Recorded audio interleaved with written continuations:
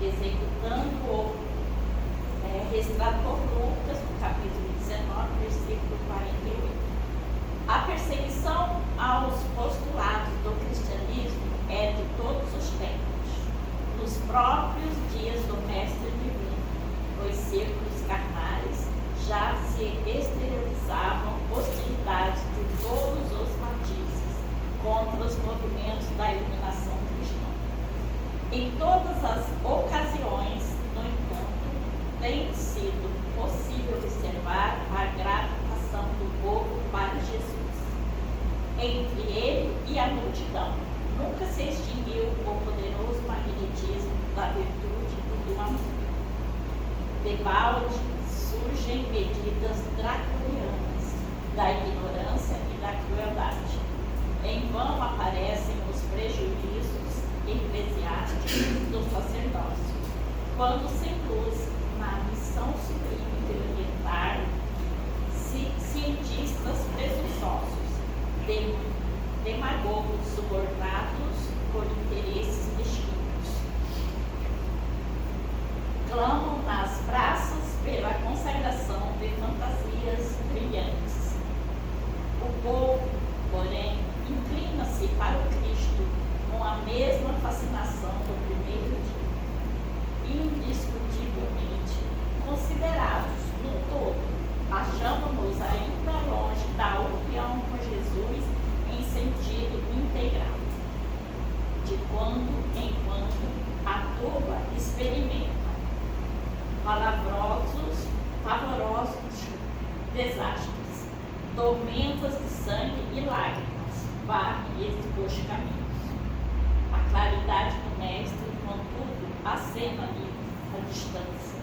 Velhos e crianças identificam-lhe o brilho santificado. Os políticos do mundo formulam 1000 promessas ao espírito das massas. Raras pessoas, entretanto, se interessam por semelhantes plataformas. Os enunciados do Senhor, todavia, em cada século se renovam, sempre mais altos para a mente popular, traduzindo consolações e apelos inúteis.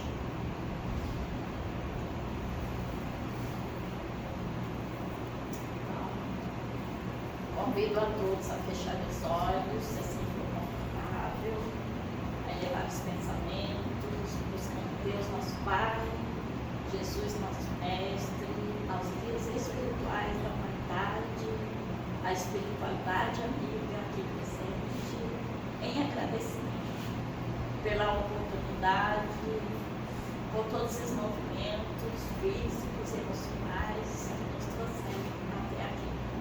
Que Jesus nos abençoe, que seus ensinamentos possam nortear o nosso entendimento nesse momento, nas palavras, tudo aquilo que nosso irmão trouxe e trará aqui, estudou e trará aqui para nós nessa manhã. Que possamos estar presentes na reunião. Graças a Deus. A Ângela, todo mundo já conhece, né, da casa, era quase trabalhadora, já é trabalhadora na vida. Dispensa a apresentação. Não, dispensa não. Gente, eu não estava olhando o Facebook, não. Eu estou com um outro. Eu estou com uma outra. Um outro arquivo aqui que eu estou olhando algumas coisas do Bezerra de Menezes. Me deram uma missão hoje meio dificinha assim, que é falar do Bezerra de Menezes, né? Mas eu fui pesquisar, né, a vida dele e eu vi coisas assim interessantes. Por exemplo, uma história de um homem muito culto, né? Uma pessoa que ocupou poder e muito poder. Ele saiu lá do Ceará, no interior, né? Uma cidade pequena, foram depois para uma cidade maior, a família dele, né? Ele, então, muito estudioso, a ideia era se torna médico e vem parar aonde? No Rio de Janeiro. E aí o que acontece? Ele conheceu em 1875 o Livro dos Espíritos. Bem depois é que ele vai abraçar a doutrina, né? Em 1891, ele virou presidente da FEB. E chegou uma hora que ele desistiu disso, né? Ele não queria nenhum cargo. Mas ele foi vereador 2 vezes, foi deputado. Então, ele teve muitas experiências com o poder, né? Ele também teve um trabalho muito interessante, assim que começou a militar na doutrina espírita por aqui. O trabalho dele é um pouquinho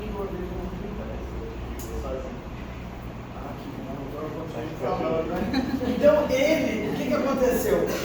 Ele começou a fazer as reuniões no primeiro centro espírita aqui no centro da cidade, e ele começou a ter uma ideia que era o seguinte: a doutrina precisava ser unificada. Então ele trabalhou muito para a unificação da doutrina espírita. Então teria que ter um representante, eles todos teriam que ter um programa, e esse programa pudesse ser aliado. Então as representações de todas as outras redondezas e do país mesmo, quem era o representante, qual era a linha a ser conduzida. Então foi muito trabalho, inclusive nessa construção da organização, da sistematização mesmo, para transformar um discurso só. A doutrina tem essa disciplina, e a gente deve isso aos primeiros momentos de organização do Bezerra de Menezes. Que imagina, em Botafogo tem uma linha, chega lá em Copacabana já é um outro grupo falando de um outro jeito, fazendo um outro tipo de interpretação. Então essa unificação ela foi muito interessante. Aí tinha apelido como Kardec brasileiro, mas as histórias dele, ele faleceu em 11 de abril de 1950, teria aniversário de morte aí na sexta-feira, né? Foi dia 11, né? Também tem uma história incrível, né, que a Celina recebe ele na espiritualidade, né? Dizendo: Maria Santíssima me mandou te. Tem uma outra também, que são questões assim que eu entendo sobre a doutrina, mas que eu tenho lá, eu não tenho essa prática de dizer: o fulano foi ciclano na vida passada, Chico Xavier está reencarnado. Essas coisas eu não, muita responsabilidade, entende? Mas tem um estudo sobre a vida dele que diz que ele foi Zaqueu. E Zaqueu tem uma história incrível, né? Mas todo cristão convertido mudava de nome. Então ele virou Matias, como Saulo virou Paulo, né? Então essa era uma das, quer dizer, a vida do cara mudava completamente, e ele então mudava de nome para entrar na outra, porque era meio confuso mesmo Saulo, perseguidor dos cristãos, né? Virar um grande defensor do Cristo, né? Então foi uma prática. Isso são as curiosidades assim que a gente vai dizendo. Outra questão interessante é que agora eu vou falar sobre ela, né, que é a dona Ivone Pereira, porque o Bezerra de Menezes, ele acompanhou ela nas escrituras de toda a sua obra. Mas tem as Voragens do Pecado, a gente vai falar isso mais adiante. Por quê? Porque ele a Ivone, ela escreveu vários livros e a FEB não editava nenhum, porque não estava escrito lá: psicografado pelo espírito fulano. Então achavam ela mulher, e achavam, dizer, muito personalismo, porque os livros dela nenhum na capa está escrito psicografia, Ivone psicografando fulano de tal. Mas ela fala em toda a obra quem é que acompanhou ela na escritura da obra. Ela vai contando a história e a relação dela com o espírito, e o Bezerra de Menezes é um deles. né? Que foi nas voragens do pecado.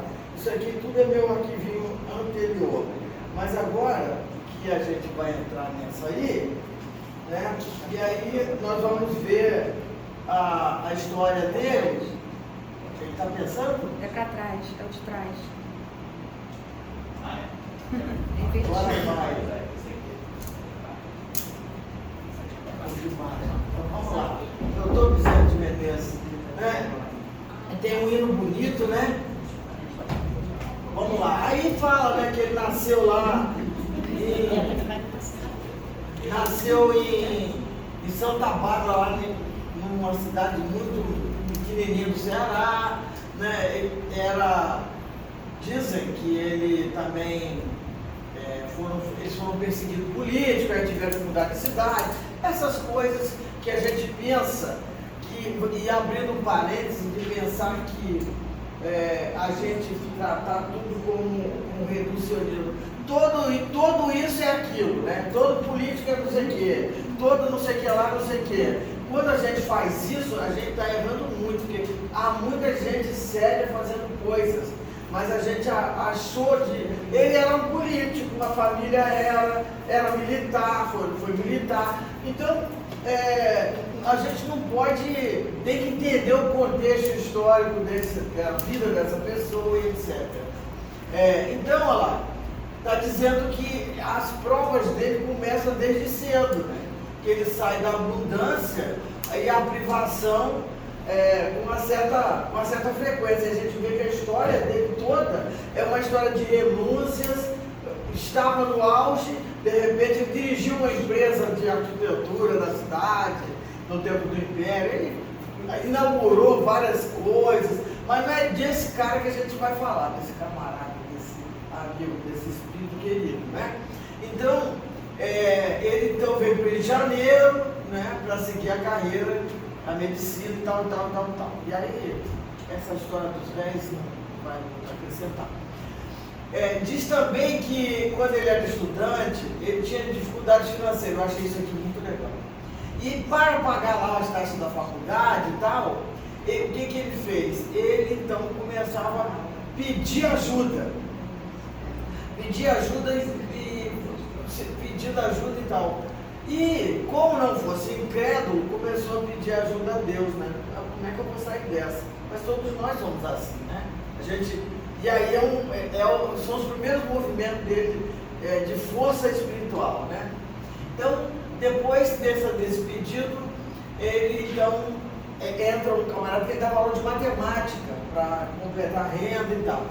E aí esse sujeito bate lá e diz, olha, eu tenho tanto, eu ganhei esse dinheiro, eu tenho tanto para fazer as aulas de matemática, mas se eu ficar com ele eu vou gastar. Então fica com ele, e aí ficou aquela história do não, de sim, não, e aí no final ele resolveu aceitar. Só que ele aceitou o dinheiro adiantado. E aí o que aconteceu? E aí esse moço então diz para ele, eu repeti.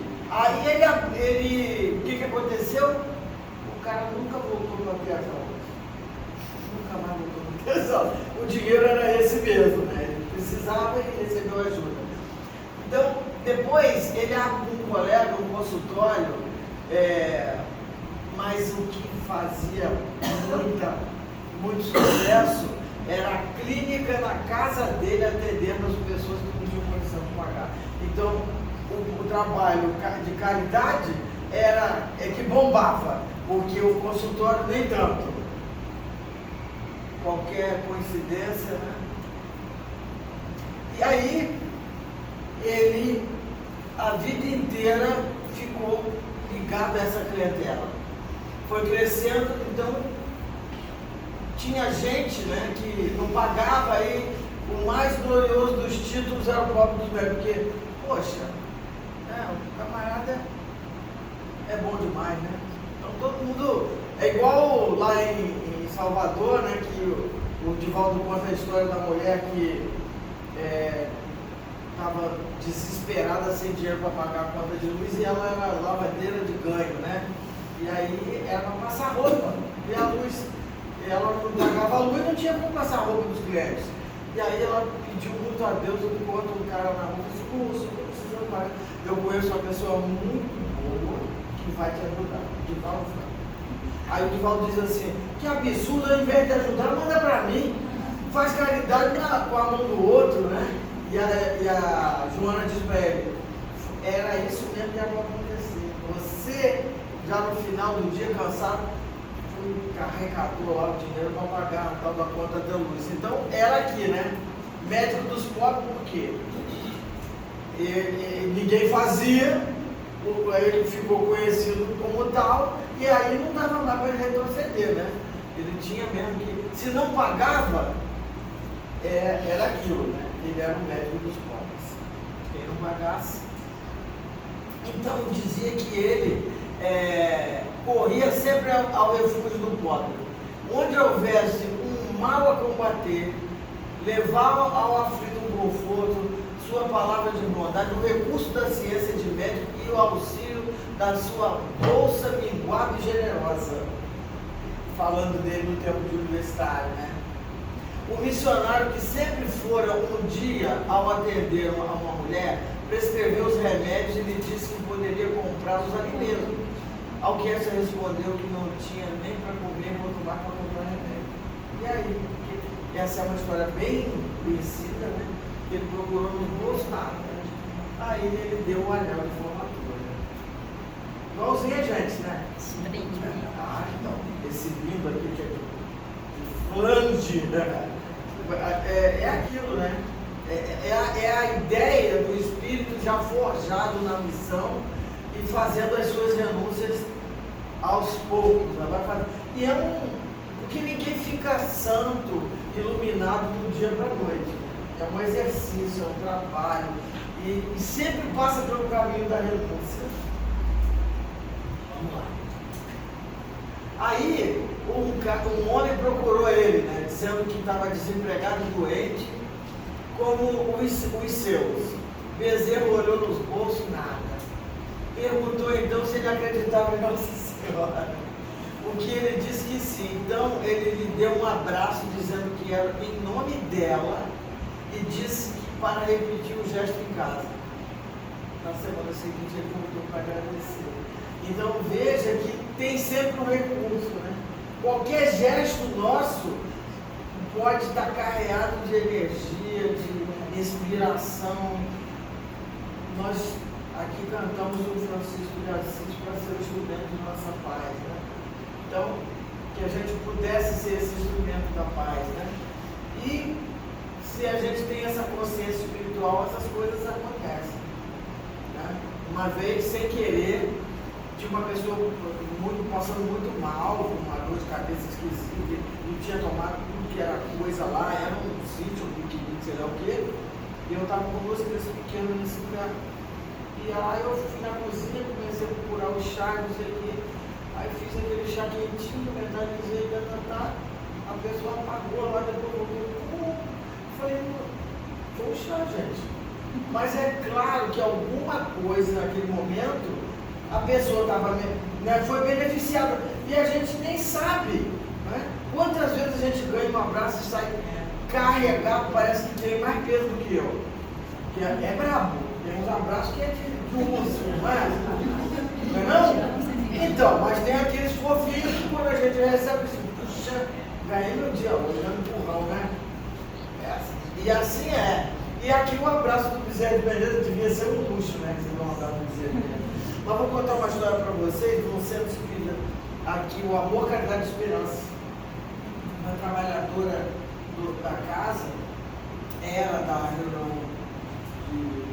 única, ela em casa bebeu um líquido, aí doutora, bebeu um negócio lá e ela engasgou e encheu o pulmão. E aí foi direto, quando ela chegou ao hospital já estava toda inchada, né? E os médicos, o caso era tão grave que os médicos chamaram a família e falaram, olha, a gente não garante que ela possa sair viva dessa coisa. E aí os amigos todos da casa resolveram fazer uma reunião na casa espírita. espírita para fazer prece por ela. As amigas todas, vamos lá para o céu. Foram, fizeram lá prece, ficaram sentadinhas lá na sala, vibrando por ela, e bateram lá no hospital no dia seguinte, ó, não pode receber visita, não pode isso, não pode aquilo, e disseram, tem 80% já, 70% de chance de não sobreviver. Então só 30% aí elas voltaram, sabe? E aí disseram assim, olha, nós vamos ter que dar um passe, mas como é que a gente vai convencer a equipe que a pessoa está na UTI? Isso tem uns 10, 15 anos. Como é que vai ser? Aí foram elas lá para o centro, 3 foram escalados para tentar dar um passe. E aí manda chamar a chefia de enfermagem e foi um hospital aqui em Copacabana. Vou chamar a equipe de enfermagem para autorizar. Não pode. Porque tem coisa de contaminação, tem isso, tem aquilo, você não pode entrar, e nunca deixamos ninguém de religião nenhuma entrar. Não, mas a gente só quer assim, dar uma olhadinha nela e sair e tal. Então nessa discussão chega outro enfermeiro e diz assim, doutor, aí já tinha um médico que era o chefe do plantão também, para dizer não para ela. Doutor, sabe o que aconteceu? Tem um senhor lá dentro da sala na baia que a dona fulana está aí, e não teve autorização para entrar. E o cara está vestido de branco. E ele deu uma barba. Foi descrevendo, era um Bezerra de Menezes, gente. Eles descreveram, era o Bezerra de Menezes. E aí ficou um olhando para o falei, passe nosso qual é? Nenhum. Bom, porra, já está resolvido. Ela segurou. Então, ele continua na sua missão. E é uma coisa verdadeira, de pouco tempo, né? E elas, é claro, invocavam o Bezerra de Menezes, sendo médico de almas e corpos, né? Então é uma bênção incrível, é uma alegria, e isso dá muita esperança para a gente, que nós todos podemos ser visitados pela Divina Providência com os seus mensageiros, né? Também tem uma outra história do Bezerra de Menezes, que ele não quis sair daqui, né? Ele já podia estar em outro plano, mas ele não quis, porque ele disse, enquanto houver sofrimento na Terra, ele por aqui estaria. E isso também é um alento, né? Um desejo de permanecer para servir, né, aqueles que precisam. Então, essa também é uma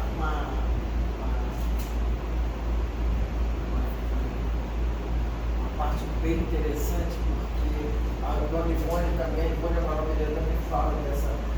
Ela tem essa conexão com Maria Santíssima por conta dos suicidas, e a ideia é de que às 18 horas a Maria, com a sua equipe, passa no Vale dos Suicidas, e basta que alguém diga, Senhor, misericórdia, meu Deus, e eles são carregados por ela.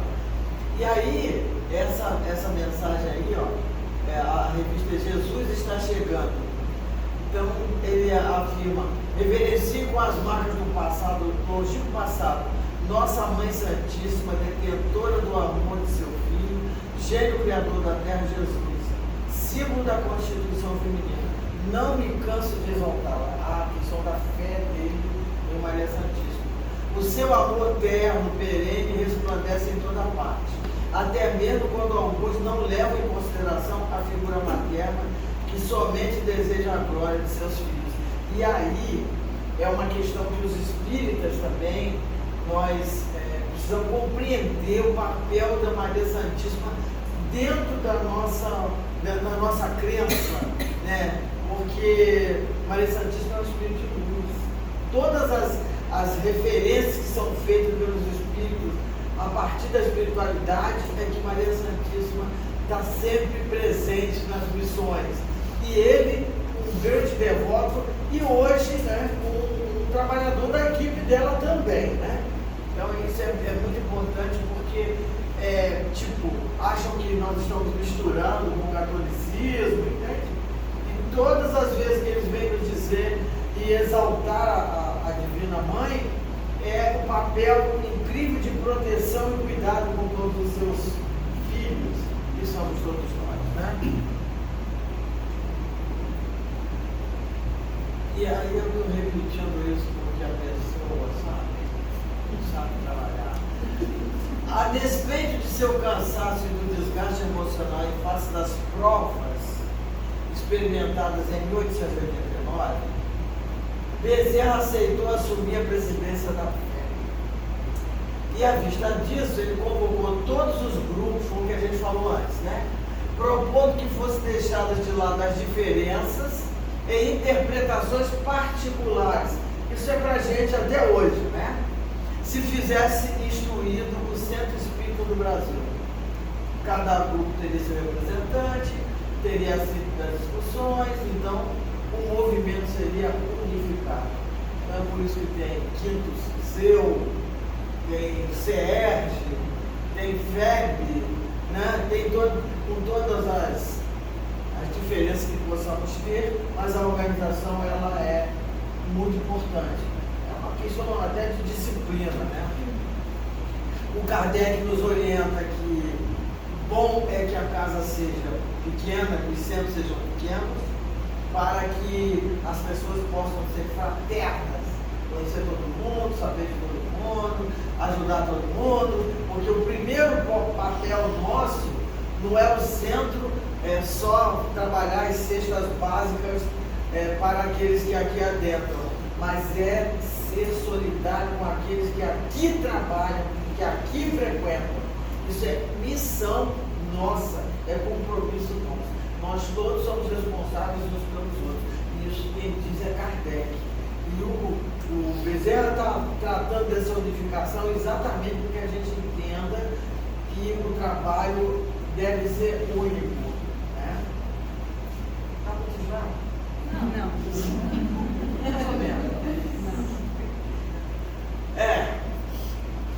Uma congregação espírita, um grupo espírita deve trabalhar por ser bom elemento da grande família, espalhando luz e amor, conseguirá alargar seu círculo até abranger a humanidade, conseguindo que seja feita a vontade de Deus. Esse é o pensamento dele, né? Que esse elemento, né, nós nos consideramos exatamente essa grande família, ao ponto de que a Gênese fala para a gente são chegados os tempos são chegados, o tempo da fraternidade, da humildade, da solidariedade. Então é para lá que a gente tem que ir, né? É para lá que a gente está se exercitando para ir. Ele foi, né, designado aí para trabalhar o Evangelho, né? Para unir sob a mesma bandeira todos os seus integrantes. Uma missão interessante. Nesse livro, o Humberto de Campos diz que não precisamos explicar quão delicada é a missão dele, mas se observamos o código de Jesus e os seus ensinos, contando com a nossa assistência espiritual, nós vamos pulverizar a base da perseverança e de humildade para todos os obstáculos. Então é isso. Ele teve um compromisso e um papel muito interessante, muito importante na doutrina espírita, né? Muito importante. Tem lindo os casos? Mesmo? Sim, a gente está lembrando. Hã? A gente vai lembrando.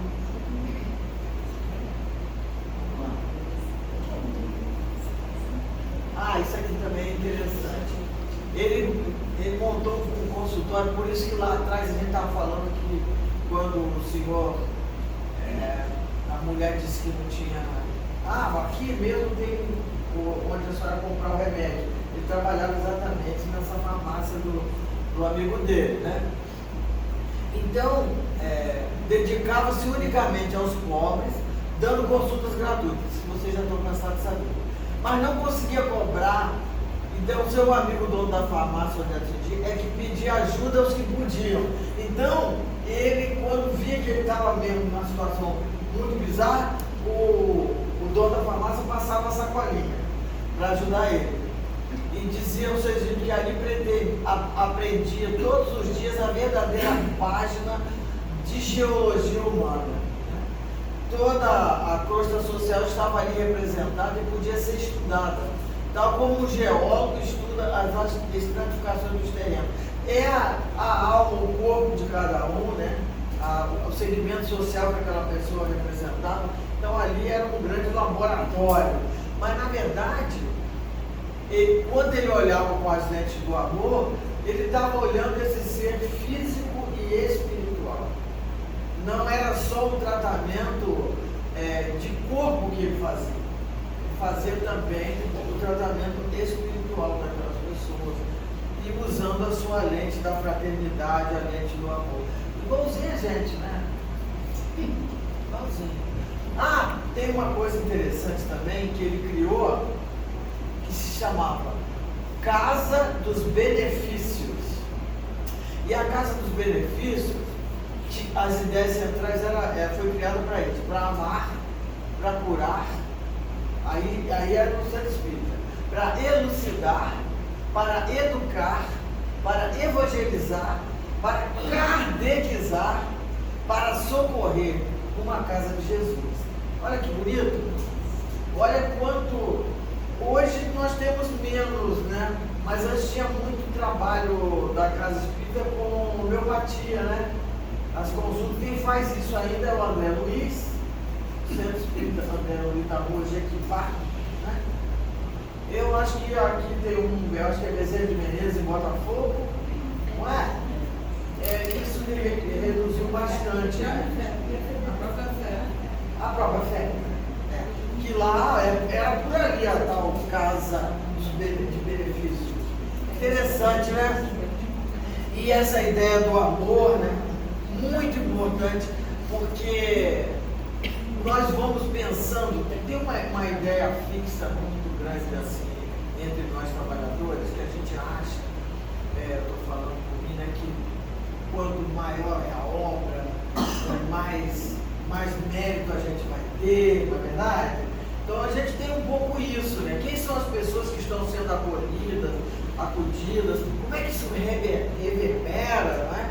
Mas a primeira coisa que uma casa de benefício como a nossa tem é receber essas pessoas para elas serem amadas, curadas do medo, da angústia, da raiva, da ira, porque aqui a gente aprende quando a gente está sendo evangelizado, quando fazemos o estudo, o ESD, é para quê? Para um pouco espiar para dentro, como dizia o livro infantil, que eu achava ele bizarro. Mas porque a criança, quando ela sangava, quando a povo chamava a atenção dela, ela mergulhava para dentro e saía do mundo. Né? E isso não é bonito, não. Isso não é bonito.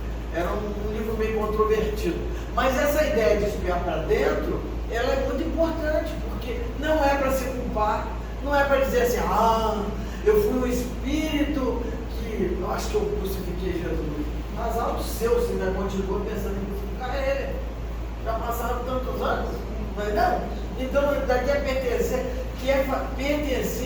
à turma do mal ainda por cima. Eu acho que eu fui da turma que crucifiquei Jesus. E daí? Isso acrescenta alguma coisa? Não. Então é uma coisa assim, tipo a falsa humildade. Né? O síndrome do santarrão. Nós não somos isso. Nós não somos. Então a vida é muito mais dinâmica. O que a gente puder,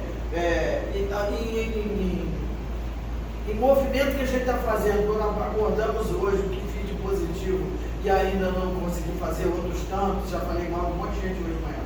Então, pois é, mas eu vou diminuir o número de pessoas faladas. E aí a gente vai andando, a gente vai melhorando, não é? Então não adianta botar todo o trabalho de uma vez só, que a gente não vai dar conta. Mas vamos fazendo. O negócio é não parar. Então, isso eu acredito que muito. Então, olha só, essa casa, ele dizia lá, foi para atender compromissos espirituais inadiáveis, com o propósito de socorrer e esclarecer irmãos desencarnados, aí começa as reuniões mediúnicas, vitimados pelo ódio, pela intransigência religiosa, socorrer a criança abandonada, o idoso carente, o viajante cansado e oprimido, enfim, de amparo a qualquer sofredor do corpo e da alma. Esse camarada aí é que está contando a história dele, né? Então, veja você, porque ele fala dos desencarnados, o objetivo aí já era fazer esse consolo e entender que as pessoas continuavam vivas e odiando, né? E a intransigência religiosa, tem botar lá a placa Casa dos Benefícios, então fazia caridade, etc, etc. Os espíritos passaram a ser respeitados exatamente pela caridade que faziam, porque de resto era muito preconceito, né? Tivemos a Dona Maria Helena aqui no Amor, Caridade e Esperança, há 50, 60 anos ou mais de 60, ela desencarnou, e ela agora já está trabalhando no céu, como espírito. E eu contei essa história dela um dia lá, comentei, e ela estava presente como espírito. Fiquei muito feliz assim. Mas ela dizia que primeiro ela pegava a identidade dela, assinava um documento na delegacia aqui de Botafogo e dizia, jurava para o delegado que não ia fazer bruxaria. Então, o que vocês vão fazer lá? Vai fazer bruxaria? Não, senhor. Então a senhora assina aqui. Então, meu senhor, nós vamos fazer caridade, meu senhor. Nós vamos fazer caridade. Então, era muito isso também. Botar a plaquinha lá e dizer, aqui é o centro espírita. E ela se chama Casa de Benefícios, porque, na verdade, ele já era para dobrar a sociedade de 1891, né, que ou protestantes ou católicos na época, né, porque os escravizados ainda estavam bem nucleados, bem escondidos, porque esses então iam sofrer demais com qualquer movimentação religiosa à época. Sofriam, né? Mas veja que é a sociedade inteira, não é? Porque falar do idoso, e aí ele está falando do corpo e da alma dessa pessoa, porque aqueles que estavam abandonados, não tinham seu sustento, etc, não estavam doentes, e por aí afora. Muito interessante essa proposta da casa, né?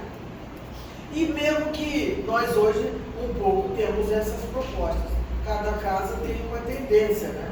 Tem um Joana de Ângeles que tem uma sede aqui em Copacabana, mas eles têm uma escola, eu não sei se é Queimados, eu acho que é, não sei muito de Queimados, e eles estão lá atendendo as crianças, eu acho que é, não tenho certeza, mas é um Joana de Ângeles da Nossa Senhora de Copacabana, 1311, eu sempre falo às vezes, e aí isso aqui eu copiei, né? O Bezerra, o santuário de nossas orações, o Bezerra falando, puxa, a casa dos benefícios e os trabalhos santificantes se congregam a extensa família. A família que integramos perante o Senhor, reunidos em suas fileiras, antigos eclesiásticos, olha, freiras, magos, usuários do ouro e da cultura, intelectuais transviados do bem, inteligências decaídas, devedores numerosos que ainda se incorporarão à nossa caravana de renovação e serviço, procurando, pelo testemunho da bondade e da fé, o nosso caminho de acesso à divina claridade. Então, os espíritos que de todos eles eram acudidos na casa, no santuário, né? Eram todos acolhidos. E até hoje é assim, né? Quantas experiências a gente tem com os espíritos que chegam. Uma vez conversamos com um pastor, não tem muito tempo, ele disse, minha senhora, eu estou no meio de gente do mal, eu acho, né? Eu falei, não sei. Aqui a gente só tem pensamento bom, mas a gente não é boa coisa mesmo não. Eu falando para ele, nós não somos essa coisa iluminada, não somos. Mas aqui a gente está para acolher quem chega. Eu sou uma visita, então nós estamos acolhendo. E ele disse assim, nada, que isso? Eu quero encontrar Jesus e aqui com certeza eu não vou achar ele. Eu falei, é difícil mesmo, porque ele está numa altura que eu não consigo apresentar ele para o senhor, porque eu não tenho essa condição. Eu fui conversando com ele dizia, mas eu tinha certeza de que quando eu morresse, eu ia logo direto achar Jesus. Eu falei, mas tem um caminho aí que E como é que a senhora vai me guiar para chegar até lá? Eu falei, mas eu não sou essa pessoa indicada. Nós ainda temos muitas dificuldades, mas o que eu posso dizer para o senhor é que aqui tem um monte de irmãos seus que antecederam, que o antecederam, que estão lá com as Bíblias. Aí apareciam os espíritos de Bíblia na mão. E ele ficou todo feliz e ele foi acolhido, porque a espiritualidade faz isso. Então, esses eclesiásticos aqui, essas pessoas, num primeiro momento, elas são demovidas de suas ideias por sugestão, por indução. É um método no esclarecimento na mesa mediúnica. É um método. E acontece mesmo, né? Há pouco tempo, abrindo um parêntese, teve uma equipe, um grupo de espíritos que trabalhavam e usavam aquelas roupas e tal na Umbanda. E aí aparece esse grupo dizendo, olha, mandaram a gente aqui, mas eu quero dizer à senhora que vocês precisam parar de preconceito. Porque mandaram a gente aqui, mas é porque tem um povo aí que ninguém consegue pegar, a gente trouxe eles e deixou aqui. Mas nós não vamos ficar aqui. Quando eu olho para a parede, tinha um homem, tipo Jorge Amado, moço, iluminadíssimo. Ele ia para lá e para cá. Olha, aquilo me deu uma emoção. Esse espírito é que coordenava um grupo que recolhia os caídos e os trocos para trazer o tratamento na reunião mediúnica. Então, como que a gente fica botando departamentos nas mentes das outras? E não é assim. Porque se nós somos a grande fraternidade universal, ele está falando de todos que apareciam lá, magos. Mas no primeiro momento, ele vai ficar mago por um bom tempo. É a crença daquele espírito, né? Até que as coisas comecem, né? E todos virarem irmãos de verdade. Mas é isso. Então, nós não estamos aqui na carne, convivendo com todos eles. Não, no plano espiritual é mais ou menos assim. O que vai diferir é o padrão vibratório de cada um. Se está vestido de mãe Joana, ou se está vestido de sei lá, de uma roupa qualquer outra, vai depender até que ela então entenda que aquilo era um adereço, mas que a essência é de cada um. Nossa, vai contra, né, gente? Para com isso. Fecha parênteses aí. Vocês vão divulgar isso, tá? O Ramiro Gama, em Guia dos Casos de Bezerra de Menezes, é esse, né? Um médico, isso aqui é maravilhoso, isso aqui é a fala do Bezerra de Menezes. Um médico não tem o direito de terminar uma refeição, nem de escolher hora, nem de perguntar se é longe ou perto, quando um aflito bate a porta.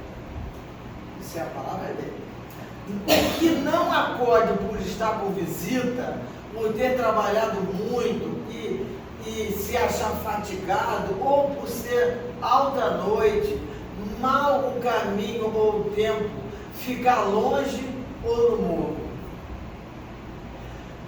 O que sobretudo pede um carro a quem não tem com quem pagar a receita, ou diz a quem lhe chora a porta que procure outro. Esse não é médico, é negociante da medicina. Nossa. Que trabalha para recolher capital e juros dos gastos da formatura. Esse é um desgraçado que manda para o outro o anjo da caridade, que lhe veio fazer uma visita e lhe trazia a única ajuda que podia saciar a sede de riqueza do seu espírito. A única que jamais se perderá no vai e vem da vida. Então a pessoa bate para enriquecer aquele. É a ideia de que a gente está ajudando todo mundo, né? Mas quando alguém chama e a gente se torna instrumento, na verdade é isso aqui, ó. Ele é um anjo que veio para nos dar a oportunidade de dizer agora isso aqui. É claro que a gente está numa vida social e que tem os ambientes, tem toda uma estrutura de social dividida, compartimentada. Nós estamos em umas relações em que a humanidade evoluiu materialmente muito, muito, muito, os esclarecimentos, as informações, tudo isso a gente leva em conta. Mas tem uma hora que esse anjo bate na porta de quem quer que seja, da profissão que quer que seja, e aí vai depender da gente, porque não é anjo, é o pedinte, é o sofredor, mas ele está em forma, não é a história de que Jesus visita? Ah, mas Jesus te visitou, né? Mas não foi ele que me visitou, ah, mas foi uma pessoa lá e tal. E como é que você atendeu a ele? Né? Como é que foi o atendimento? Era a chance. Mas quando que a gente vai saber qual é esse dia, quem é essa pessoa e qual é a chance? Então, é a ideia do serve e passa. Uma hora, é óbvio que as pessoas têm suas profissões e elas vão ganhar com isso. Isso aqui é do meu tempo de menina, que a gente ficava doente, tinha que esperar o dia amanhecer para chamar uma pessoa que pudesse buscar o médico, a pessoa pagava a condução que trazia o médico, ainda pagava o raio do médico, e ainda pagava, desculpa aí, doutor, ainda pagava os remédios e tudo mais. Vou falar uma bobagem dessa, imagina. Entende? Então eu passei muito por isso. Eu queimei essa mão e minhas unhas caíram. Prendi aqui, quando eu soltei, estava tudo sujo. Passei aquela noite num sítio aos belos de dor, até chegar o sujeito no dia seguinte, com toda essa. Tudo está aqui. Quer dizer, vai chamar o doutor Germano, era o nome dele. Deus não tenha. Deus vai por ele, já ajudou muita gente. Ele era o tal médico o único cara que tinha naquele lugar aí. Então, imaginei, não parava um minuto, né? Vamos lá. E aí, olha quanta obra, né? Quanta coisa ele escreveu, né? E continua, né? Porque tem as psicografias, tem as psicofonias, o Divaldo sempre recebia, né? Opa! Gente, se você não fala, eu ia meter a cara. Muito bem. E aí, olha como ele era culto, né? Falava muitas línguas e tal. Era uma pessoa interessante, porque era um homem de poder, né? Sobre todas as coisas. A medicina também, principalmente naqueles tempos, era um poder enorme. O médico era uma pessoa que tratava da vida e da morte. Hoje, trata da prevenção, de outras coisas, mas na época era da vida e da morte. Muito bem. E aí tem esses livros aí que ele escreveu. E a Dona Ivone, isso aqui é muito interessante. Porque a Dona Ivone, eu contei para vocês que os livros dela não tem o autor da obra com ela. E aí, ela diz isso aqui.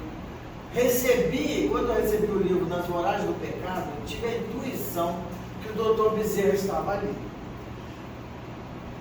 Bezerra é um dos personagens que foi massacrado por aquela matança da noite de Santo Antônio. Outra encarnação. Sendo minha intuição, ele foi Carlos Felipe I, pai do Charles, o grande espírito da vida da Ivone. Naturalmente, meu pai, porque eu estou ali também. Ele foi massacrado, era um médico também. Chico me disse que desde o tempo dos primeiros cristãos, o Dr. Bezerra já era bom. E assim, e como ele é, né? Interessante o depoimento da Ivone, né? O livro Nas Voragens do Pecado. E aí tem isso aqui, né? Que a tal tragédia de Santa Maria era uma fazenda, Santa Maria era uma fazenda.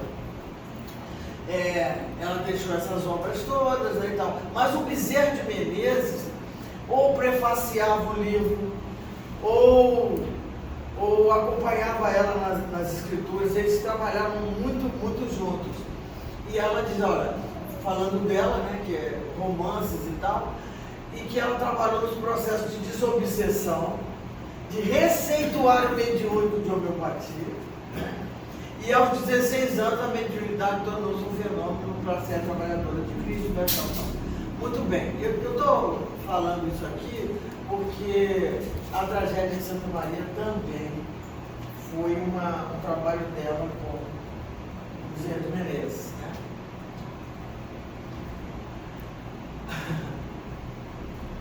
Ele, quando desencarnou, venha ver, Bezerra, ajudando a erguer-me no leito, amparou-me até a escada, e eu vi uma multidão que acenava com ternura e lágrimas nos olhos. Ele contando já no plano espiritual. Quem são, Celina? Perguntei. Não conheço ninguém. Quem são? São aqueles a quem você consolou, sem nunca perguntar-lhes o nome. São aqueles espíritos atormentados que chegaram às sessões mediúnicas e a sua palavra caiu sobre eles como um bálsamo numa ferida em chaga viva. São os esquecidos da terra, os destroçados do mundo, a quem você estimulou e guiou. São eles que o vêm saudar ao pórtico da eternidade.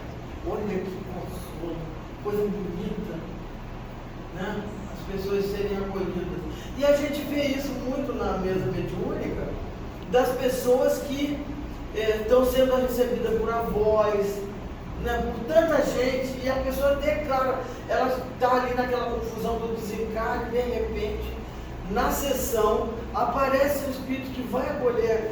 Ela ainda está no interregno entre a vida física e a vida material e espiritual, e aparece um familiar que já o antecedeu, e a pessoa passa a entender que a vida continua e que ela está sendo acolhida naquele momento por um afeto, por um amor, por um ser solidário, passivo, né? Então, Bezerra diz o seguinte: vivemos uma hora de muitos desafios. Desafios no lar, no trabalho, no grupo social, desafios íntimos. Estes os piores, os mais graves, os desafios que ninguém conhece, esses que resultam dos nossos conflitos. Temos necessidades uns dos outros, mais do que nunca necessitamos-nos. Ninguém pode realizar-se a sós, por mais pleno que se suponha ser. Então, esse foi uma psicografia do Divaldo, ele dizendo isso.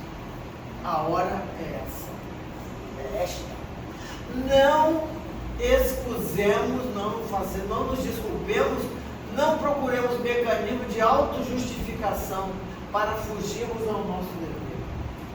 Não nos deixemos engolfar pelas ilusões que encantam e que passam. Permitamos que o Mestre, tomando conta de nossas vidas, nos proporcione um avanço, ele que é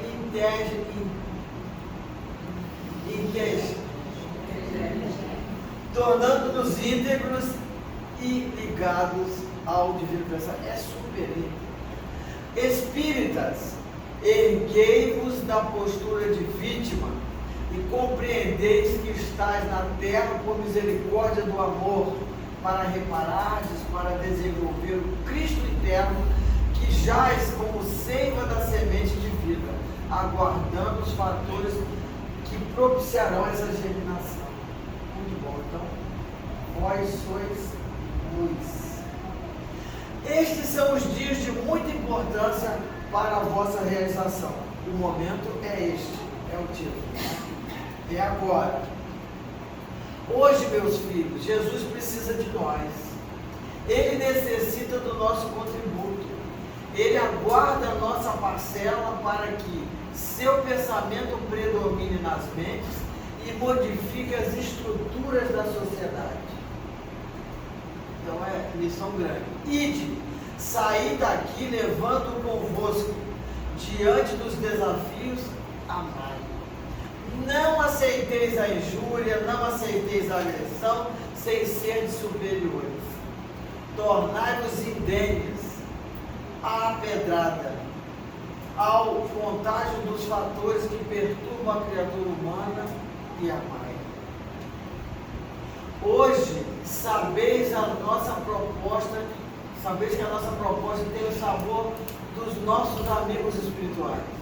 E a trazemos para que mediteis na vossa responsabilidade, de quem conhece o caminho e deve segui-lo, sem margem para veredas nem desvios.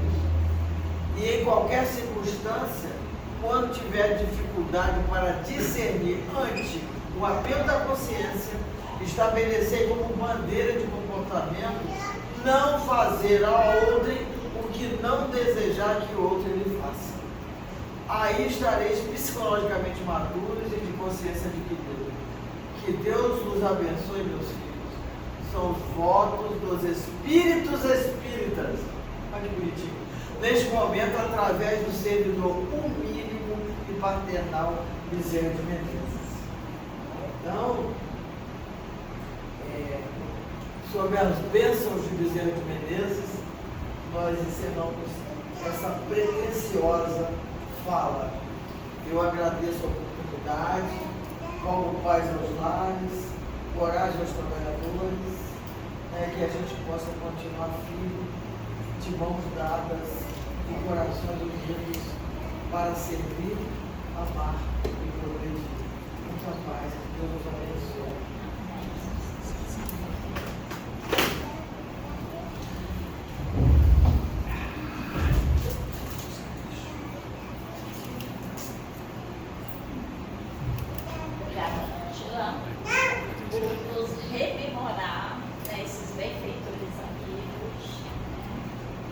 Seguir esse exemplo, nosso trabalho, dia a dia, nossas vivências e convivências, né?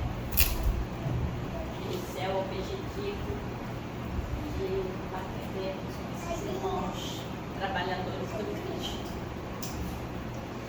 Então vamos agradecer a Deus, a Jesus, aos amigos espirituais, por essa oportunidade nos reunir na casa de Francisco de Assis para esse aprendizado tão nobre que toca os nossos corações, que nos ajuda a caminhar no dia a dia, comprometidos com o trabalho de auxílio.